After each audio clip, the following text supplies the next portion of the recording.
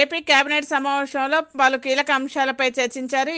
ఈ సమావేశంలో CM Chandrababu, deputy CM Pawan Kalyan తో పాటు మిగతా మంత్రులు కూడా ఈ సమావేశంలో పాల్గొన్నారు. ఇసుక కొత్త పాలసీకి కేబినెట్ ఆమోదం తెలిపింది. ల్యాండ్ టైటిలింగ్ యాక్ట్ రద్దుకు కూడా ఆమోదం తెలిపినట్టు ఈ సమావేశంలో ఆమోదం తెలిపింది. బోడుప్పల్లోని ప్రైవేట్ పాఠశాలలో 1వ తరగతి విద్యార్థినిపై లైంగిక దాడికి పాల్పడ్డ డాన్స్ టీచర్ ను కఠినంగా శిక్షించాలని బీజేపీ మహిళా మోర్చా అధ్యక్షురాలు శిల్పారెడ్డి ప్రభుత్వాన్ని డిమాండ్ చేశారు. పాఠశాలలో సీసీ కెమెరా లేకపోవడం దారుణం అన్నారు. ఇలాంటి సంఘటనలు పునరావృతం కాకుండా చూడాలని అన్నారు. ఒక చట్టం తీసుకొచ్చి ఉంటే, ఒక ఫాస్ట్ ట్రాక్ కోర్స్ తీసుకొచ్చి ఉంటే, దాన్ని ఇంప్లిమెంట్ ప్రాపర్ గా చేసి ఉంటే, ఇట్లాంటి వాళ్ళకి ఇమీడియట్ గా శిక్ష పడి ఉంటే ఇంకొకరు భయపడతారు కదా ఇట్లాంటి చర్యలు చేయడానికి. అంత ఈజీ గోలాగా రాష్ట్రాన్ని వదిలేసిండ్రు. ఎట్లా ఏ చేసినా మనని ఎవ్వరు అడగరు, మనం పట్టించుకోరు అనేది ఒకటి అందరిలో ఉండిపోయిన విషయం. అందుకని ఇన్ని అరాచకాలు జరుగుతున్నాయి, ఇన్ని అన్యాయాలు జరుగుతున్నాయి. నిన్న కూడా ఈ ఇన్సిడెంట్ జరిగినప్పుడు అల్వాలోగా లేడీని, ఆటోలో వెళ్తున్న లేడీని తీసుకెళ్లి మరి రేప్ చేయడం జరిగింది. అంటే మార్నింగ్ సేఫ్టీ లేదు, నైట్ సేఫ్టీ లేదు. అంటే బయట ఆడవాళ్ళు పిల్లలు అసలు తిరగకూడదా? మీరు నిజంగా చట్టాలు ప్రాపర్ గా ఇంప్లిమెంట్ చేసి ఒకరికి శిక్ష పడి కఠినంగా శిక్ష పడి ఉంటే ఇట్లాంటి ఎందుకు పునరావృతుంది? రోజు పేపర్ తెరిస్తే చాలు పిల్లలు పిల్లలు పిల్లలు. ఏం తెలుసు సార్ పిల్లలకి? నాకు అర్థం కాదు. చిన్న టెండర్ మైండ్స్. ఆ అమ్మాయి మీద ఎంత ట్రామా అయి ఉంటది, అమ్మాయి మీద ఏం ఇంపాక్ట్ ఉంటే. పటాన్చెరు బీఆర్ఎస్ ఎమ్మెల్యే గూడెం మైపాల్ రెడ్డి, గాలి అనిల్ కుమార్ కాంగ్రెస్ పార్టీలో చేరారు. కండువా కప్పి ముఖ్యమంత్రి రేవంత్ రెడ్డి పార్టీలోకి ఆహ్వానించారు. మంత్రులు పొంగులేటి శ్రీనివాస్ రెడ్డి, దామోదర్ రాజనరసింహ, మాజీ ఎమ్మెల్యే జగ్గారెడ్డి, నీలం మధు, శశికళ యాదవ్లు పాల్గొన్నారు. పార్టీ ఫిరాయింపుల ఫిర్యాదుపై 3 నెలల్లో చర్యలు తీసుకోవాలన్న సుప్రీంకోర్టు తీర్పును స్పీకర్ దృష్టికి తీసుకొచ్చామని మాజీ మంత్రి కేటీఆర్ అన్నారు. ప్రోటోకాల్ వివాదంపై పార్టీ నేతలతో కలిసి స్పీకర్ గడ్డం ప్రసాద్ కు ఫిర్యాదు చేశారు. 10 మంది మంత్రులు, ఎమ్మెల్యేలు, 6 ఎమ్మెల్సీలు పార్టీ ఫిరాయింపులకు పాల్పడ్డారన్నారు. కాంగ్రెస్ వీటిని ప్రోత్సహిస్తుందని విమర్శించారు.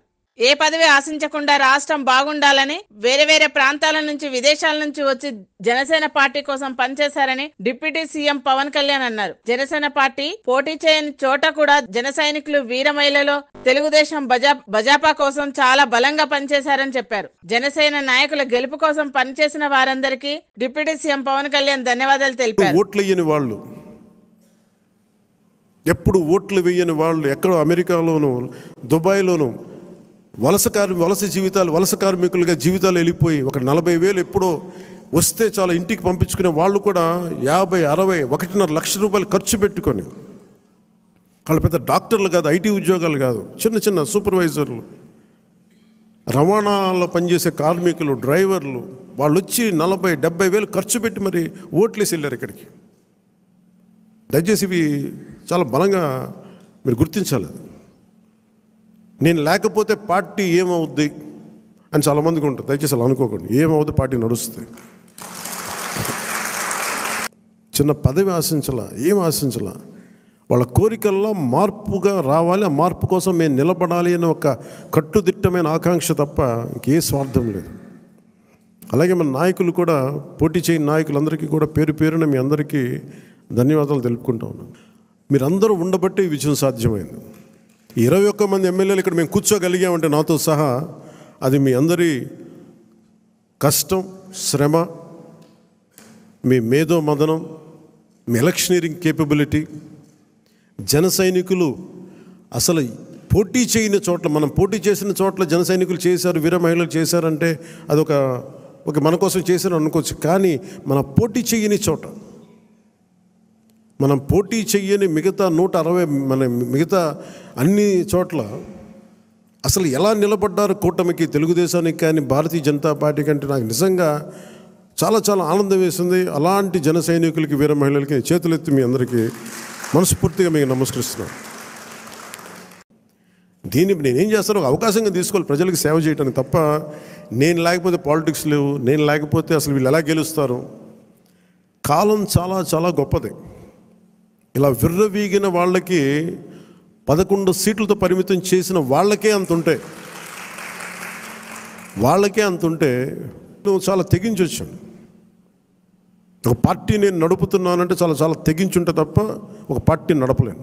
పార్వతీపురం మన్యం జిల్లా జియమ్మల వలస మండలం జోగులు దుమ్మలో టీడీపీ ఎంపీపీ బొంగు సురేష్ రాత్రి సమయంలో ఫోన్ చేసి వేధిస్తున్నాడని ఫీల్డ్ అసిస్టెంట్ బూరి నాగమణి ఆవేదన వ్యక్తం చేశారు. గత ప్రభుత్వానికి అనుకూలంగా పనిచేశామంటూ ఉద్యోగం నుంచి తీసేస్తానని కక్ష సాధింపు చర్యలకు పాల్పడుతున్నాడని చెప్పారు. తనకు సపోర్ట్ చేసిన వారికి ప్రభుత్వ పథకాలు అందకుండా చేస్తానని బెదిరిస్తున్నాడని అన్నారు. మా ఊర్లో నాతో ఎవరు మాట్లాడినా, నాకు ఎవరు సపోర్ట్ చేసినా వాళ్ళకి గవర్నమెంట్ వచ్చే పథకాలన్నీ ఆపేస్తుందని చెప్పారు సార్.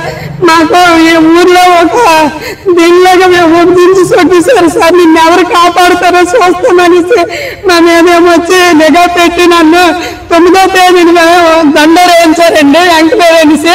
10వ తేదీని వచ్చేసరికి ఆ ఎంక్వైరీ పిటిషన్ దారులు ఆ 9 మంది అతను అనుసరితోటే పోలీసులు పెట్టి మరి ఒక రూమ్ లో ఎంక్వైరీ జరిపించేసి నాకేమొచ్చి 11వ తేదీ అయ్యేసరికి 10వ తేదీని జరిపించి 11వ తేదీకి నాకేమొచ్చి సస్పెండ్ ఆర్డర్ ఇచ్చేసి విధులను తొలగించామని కొత్త ఆయన దగ్గర ఒక 5 లక్షలు తీసుకొని పోస్టింగ్ వేసేస్తున్నారు సార్. నాకు చాలా అన్యంగా ఊర్లో ఎవరే ఒక్కరు అడిగినా సరే వాళ్ళకి పెన్షన్ లాగేస్తామని బెదిరించారండి. సర్పంచ్ కూడా ఇదంతా సర్పంచ్ తీర్మానం ఇచ్చారు సార్. సర్పంచ్ తీర్మానం ఇచ్చి జనాలు మేమైతే సంతకాలు అయితే పెట్టిస్తామని ఇదిగోండి ఇచ్చారు. ఎమ్మెల్యే గారి దగ్గరికి వెళ్ళాను సార్. ఎమ్మెల్యే మేడంకి సార్, మేడం ఇదిగోండి ఎంతమంది నాకు సపోర్ట్ చేసి సంతకాలు పెట్టారు, మీరే న్యాయం చేయండి మేడం అని అంటే ఆ పిటిషన్ దాన్ని తీసుకొని వస్తేనే నేను చేయగలను, లేకపోతే నేనేం చేయలేను అనేసి ఎంపీ మీదే పెట్టేస్తుంది సార్. ఈ ఎంపీ వైసీపీ టైంలో నుండి నాకు నైట్ పూట ఫోన్లు మాము చేసి వాళ్ళు సార్ ఇబ్బంది పెట్టి వాళ్ళు అతనికి ఇదాము లేదనేసి ఇప్పుడు నా మీద కక్ష తీర్చుకుంటున్నాడు సార్. తెలంగాణ సచివాలయంలో సీఎం రేవంత్ రెడ్డిని ఛత్తీస్గఢ్ మాజీ సీఎం భూపేష్ బఘేల్ మర్యాదపూర్వకంగా కలిశారు. ఈ కార్యక్రమంలో డిప్యూటీ సీఎం బట్టి విక్రమార్క, మంత్రి పొంగులేటి శ్రీనివాస్ రెడ్డిలు ఉన్నారు. వికారాబాద్ జిల్లా నవాబుపేట మండల కేంద్రంలోని ప్రభుత్వ ఆసుపత్రి లోపల తడిసి ముద్దయింది. స్లాబ్ లో రంధ్రాలు పడడంతో వర్షం వలన ఆసుపత్రి లోపల తడిసిపోయింది. మెరుగైన వైద్య సేవలు అందించాలంటే కొత్త ప్రభుత్వ ఆసుపత్రి నిర్మాణం చేయాలని ప్రజలు డిమాండ్ చేస్తున్నారు.